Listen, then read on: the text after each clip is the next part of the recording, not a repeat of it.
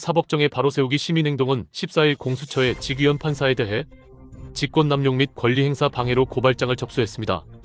지규현 이끄는 재판부는 피고인 윤석열이 아무런 요청을 하지 않았음에도 촬영을 허용하지 않았다고 지적했습니다. 법원 지하 주차장을 통해 비공개 출입을 허용하는 방침에 따라 윤석열은 9시 48분경에 입장했습니다. 언론의 비판도 연이어 나오고 있습니다. 동아일보는 마치 금이 환향하는 장군처럼 보였다라고 평가하며 비판의 목소리를 내었습니다. 국민들은 그동안 마음고생이 극심했는데 윤석열은 파면 이후에 계속해서 억지 주장을 하고 있습니다. 윤 전 대통령 복귀가 예고된 오늘 서초동 아크로비스타는 아침부터 외부인 출입을 통제한 채 보안 인력과 이사 차량이 분주하게 오갔습니다. 사저동에 내려진 이삿짐 중에는 소지품 탐지기로 보이는 보안 관련 물품도 포착됐습니다. 취재진이 만난 주민들은 이미 경호 조치로 불편을 겪었던 3년 전 사저 출퇴근 시기를 떠올렸습니다. 그 인도도 못 가게 대통령 언제 나올지 모른다. 비켜나 약속 시간 있어. 그러고 비키려니까 여기서 조긴 아저씨가 그 아줌마 보내 뭐 이러고 얼마나 불편했는데. 아이 딸린 집에서는 주변 집회 소란과 교통체증이 벌어질까 봐 걱정입니다.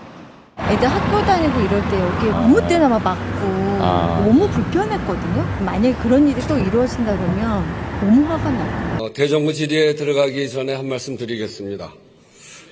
오늘 국무총리가 일방적으로 불출석했습니다. 양 교섭단체의 양해도 없었고 의장의 허가도 없었습니다. 기록으로 확인되는 한 국무총리든 대통령 권한대행이든 지금까지 없었던 일입니다. 4월 임시의 대정부 질문은 진즉부터 예정된 일정입니다. 다른 일정 때문에 불출석한다는 것은 가당치 않습니다. 시급 현안 처리와 민생 현장 점검을 핑계대는 것도 납득되지 않습니다. 국정 공백은 총리 혼자서 메꾸는 것이 아닙니다. 국회와 소통하고 협력할 필요가 없다는 것입니까? 대정부 질문은 헌법과 국회법에 따라 실시되는 것입니다. 국회가 국민을 대신하여 국정 전반을 묻는 자리입니다. 헌법 62조 2항 국회나 그 위원회 요구가 있을 때는 국무총리, 국무위원 또는 정부위원은 출석 답변하여야 한다. 국회 출석 답변은 내키면 하고 아니면 많은 일이 아닙니다. 우리 헌법의 근본인 국민 주권주의를 실현하기 위한 헌법적 의무입니다. 국무총리와 국무총리의 일방적 불출석이 헌법을 무시하는 것인지 국회를 무시하는 것인지 국민을 무시하는 것인지 묻지 않을 수 없습니다. 대정부 질문은 모레까지 진행됩니다. 국무총리를 비롯한 국무위원들의 국회 출석 의무를 강조합니다. 국민들이 지켜보고 있습니다. 이런 무책임한 태도가 반복되어서는 안 될 것입니다. 의사일정 제4항 정치, 외교, 통일, 안보에 관한 질문을 상정합니다. 질문하실 의원은 모두 11분입니다. 네, 조용히들 하십시오. 대정부 질의하는데 국무위원이 오지 않는 것은 잘못된 일입니다. 국회를 위해서도 마찬가지고 대정부 질문은 국회의원들이 국민들을 대신해서 정부에게 묻는 것입니다. 따라서 국무총리 또 그 권한대행이 되더라도 국회에 출석하는 것은 당연한 것입니다. 지금은 여야도 없습니다만 어떤 정당이건 간에 국회의원이면 대정부 질의에 국무위원이 참석하는 것에 대해서 그것을 지적하는 국회의장에 대해서 항의하는 것은 전 옳지 않다고 생각합니다. 오늘 질문하실 의원은 모두 11분입니다. 의원 1인당 질문 시간은 답변 시간을 제외하고 12분이며 질문 과정에서 전광판에 시각자료가 표출되는 시간은 발언 시간에 포함된다는 점을 말씀드립니다. 이 공수처에서 수사 과정, 이번에 중앙지법의 판결이 있었지 않습니까? 바로 수사권이 없는 공수처가 무리한 수사, 거기에다가 또 경호처에 제대로 된 동의 없이 3,000명이라는 강력 경찰들을, 무장 경찰들을 동원해서 마치 최악의 흉악범을 체포하듯이 마치 자범처럼 도주도를 그려가면서 대통령을 현직 대통령을 조롱하고 모욕하면서 이 수사 행각을 벌였습니다. 이래서 되겠습니까? 이거야말로 내란 아닙니까? 지금 내란죄로 대통령을 내란 수개로 몰지만 바로 이것 법사위에서 이 공수처를 수사 압박을 하고 체포하라고 하고 구체적인 지시까지 있지 않습니까? 이것이야말로 내란이 아니고 뭐겠습니까? 바로 이것 법사위에서 야당 의원들에서 내란 조장을 한 거 아닙니까? 자, 공수처장 저한테 이 물으시는 부분에 겁니까? 대해서 충분히 얘기할 시간을 드릴 테니까 말씀하시고 우리 대법원 우리 행정처장 이거에 대해서 의원님 말씀이 너무 과하십니다. 저를 내란죄로 뭐 고발하신 걸로 알고 있는데 잠깐 얘기할 기회를 주세요. 위원장님 금방 말씀에 대해서 간단히 짧게 한 말씀드리겠습니다. 30초만 하세요. 네. 예. 뭐 저희들이 그 법원에서 정당하게 발부한 체포영장, 구속영장에 대해서 적법 절차의 원칙에서 한치의 어긋남 없이 법원의 명령장이기도 한 체포영장, 구속영장을 그 명령대로 이행했습니다. 그런 업무를 수행한 우리 공수처가 내란의 주체라 하니 도대체 의원님께서 지금 이 신성한 국회에서 그리고 또 이 우리 공수처라는 어떤 정부 기관에서 일을 하는 것에 대해서 그렇게 모독할 수 있습니까? 신성한 국회에서 공수처장 자, 조용히 하세요. 됐어요. 됐어요. 저는 그런 부분들이 문제되고 있고요. 하나만 형사 말씀드릴게요. 재판에서도 문제가 될 것입니다. 하나만 말씀드리겠습니다.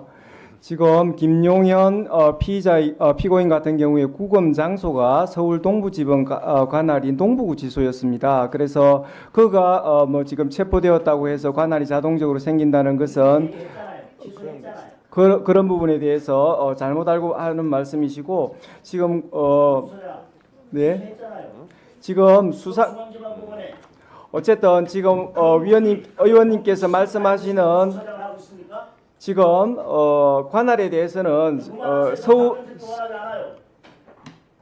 예, 그러면은 다음번에는 저한테 그 묻지 않으시는 게 좋겠습니다. 예. 잠깐만요. 저 공수처장님 1분간 답변 못한 거 하세요. 네, 지금 알아서 할게요, 저희들이 뭐 관할이나 수사권에 대해서는 서부지방법원 2025 초기 10결정에 우리 저희들 관련 사건에 대해서 수사권을 가지고 있다는 거하고 서부법원에 저희들이 관할이 있다는 거에 대해서 법원의 판사님께서 명시적으로 결정문에서 이렇게 하셨습니다. 지금 정치 공세 정도는 모르지만 지금 법사위에서 특히 지금 질문하시는 분이 부장판사까지 하셨고 또 법조인이신데 지금 서부법원의 관할을 자꾸 문제 삼는 것 자체가 자, 잠깐만요. 그런 부분에 일단 대해서 들어봅시다. 법원이 명시적으로 그 관할에 대해서 결정을 하셨다는 말씀을 다시 한번 드립니다. 자, 공수처장 보고 이 정도 법치식 가지고 공수처장 하는 건 시공이 아니에요. 듣고 말씀해 주세요. 자, 자 이렇게 하세요. 잠깐만요. 보석이나 구속 집행 정지에 대해서 즉시 항고로 법원 결정을 무력화하는 것이 다 위헌 판단을 받았습니다. 그런데 구속 취소는 더 엄격한 법원의 판단이 있는 것이기 때문에 당연히 위헌성이 높다는 것이 법조계의 의견입니다. 이 결정 이유 한번 보세요. 다 담지는 못했지만 법원이 구속 집행을 계속할 이유가 없다 이런 결정을 내렸는데 검사가 이에 대해서 바로 불복을 하면 법원의 판단이 무력화되는 문제가 있기 때문에 위헌적인 부분이 있다 이렇게 판단을 한 겁니다. 그러니까 보석도 구속 집행 정지도 그런 식의 위헌 판단이 있었으니까 구속 취소는 더 엄격한 법원의 판단이 있는 거니까 당연히 그런 위헌성이 의심된다라는 판단을 검찰에서 했다는 겁니다. 충분히 이해가 가잖아요. 다음 장이요. 근데 공수처는 뭐라고 해요? 체포와 구속을 담당했던 수사기관으로서 구속기관 산정 등과 관련해 상급법원의 판단을 받아보지 못하게 대해서 유감이다. 다음 장 넘겨보시죠. 공수처의 수사 과정의 적법성, 그 다음에 절차적 명확성에 대해서 상당히 의심이 간다. 법원이 이렇게 얘기를 하고 있잖아요. 여기에 대해서는 왜 입장이 없습니까? 공수처 수사의 위법성이 법원에 의해서 지적이 됐으면 남 탓하기 전에 사과부터 하는 게 우선이죠. 금방 말씀드렸듯이 자, 그리고 공수처는 그동안 법원이 발부한 체포영장, 방금도 말씀하셨지만 이걸 무슨 금과옥조처럼 만능열쇠처럼 우리 수사의 적법성을 인정받은 겁니다. 이렇게 말씀해 오셨어요. 근데 지금 법원의 구속 취소 판단에는 왜 반발을 하는 겁니까? 법원 결정도 기관의 유불리에 따라서 취사 선택하겠다. 이런 태도로밖에 보이지 않습니다. 자, 의원님 말씀드릴 기회를 주세요. 예, 제가 간단히 말씀드리겠습니다. 저희가 그냥 영장이 발부되었다는 사실뿐만 아니라 지금 서부법원 2025 초기 10결정에 의하면 판사님께서 명시적으로 말씀해주고 계십니다. 지금 자, 써놓고 지금 국민이 계시냐면 공수처를 바라보는 이 차가운 시선을 제대로 확인하시기 바랍니다. 답변할 기회를 안 주시니까 좀 그러네요. 예. 네. 위원장님 아셨습니까? 금방 여러 가지 수사권 관련해서 또 말씀도 나왔고 또 구속 취소에 대한 또 공수처의 기본 입장과 관련해서 한 2분만 말씀하실 기회를 주시면 딱 2분간 그러면 예, 답변하세요. 먼저 구속 취소 결정에 대해서 말씀드리겠습니다. 구속 취소에 관한 형사 25부의 결정을 존중합니다. 그러나 확정된 결정에 대한 평석의 자유는 허락되는 것이라고 사료되므로 이에 관하여 의견을 개진합니다. 재판부가 판단하신 대로 날 기준이 아니라 시간 기준에 의하더라도 윤 대통령 측이 청구한 체포적부심 관련하여 기록이 법원에 머무른 10시간 32분 동안을 합하면 2025년 1월 26일 오전 9시 7분경이 아니라 같은 날 저녁 7시 39분까지 구속기간이 연장됩니다. 이 사건 기소는 그 이전인 같은 날 저녁 6시 52분경에 이루어졌습니다. 기소검사는 가장 보수적으로 계산하여 시간 계산으로도 정확히 기소 시한 47분 전에 기소를 완료하였습니다. 그러므로 재판부가 제시한 시간 기준에 의하더라도 매우 적법한 기소였습니다. 형사소송법 214조 2 제13항에 의하면 체포적부심, 구속적부심 구분 없이 기록이 법원에 머무른 기간에 대하여 구속기간에 산입하지 아니하는 것으로 명확하게 규정되어 있습니다. 다만 체포적부심 제도가 도입되기 전 시행 법률인 1995년 12월 29일 법률 제50545로 개정되기 전의 형사소송법 214조 2 제9항 그러니까 이 13항으로 옮겨지기 전의 이 조항을 말합니다. 이 조항에는 당연히 구속의 적부심사 관련해서만 규정되어 있었습니다.